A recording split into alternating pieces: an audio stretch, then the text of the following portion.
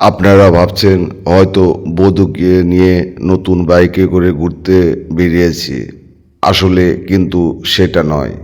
জীবনের প্রথম আমরা দুজন এবং পরিবারকে সাথে নিয়ে ঘুরতে বেরিয়েছি। আসলে সে আনন্দেই দিশেহারা আমার সহধর্মিণী। তিনি আসলে এখনও ভাবতে পারছে না যে আসলে আমাকে দিয়ে এইটা সম্ভব। দেখেন সে কতটা আনন্দিত। সাথে আমার ভাগিনা অর্ণব ঘোষ, সাথে আমার ছেলে রয়েছে ধ্রুব ঘোষ, আমার একমাত্র কন্যা পুষ্পিতা ঘোষ এবং আমার আরেক বড় ভাগিনা নীরব ঘোষ। আমরা গিয়েছিলাম এনাদপুর বেড়িবাঁধে ঘুরতে এবং সাথে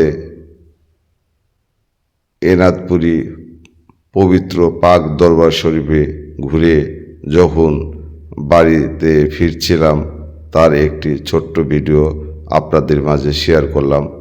ভিডিওটা যদি ভালো লাগে তাহলে লাইক কমেন্ট শেয়ার করে পাশে থাকবেন এবং নতুন নতুন ভিডিও পেতে আপনারা সবসময় আমাকে সহযোগিতার হাত বাড়িয়ে দেবেন।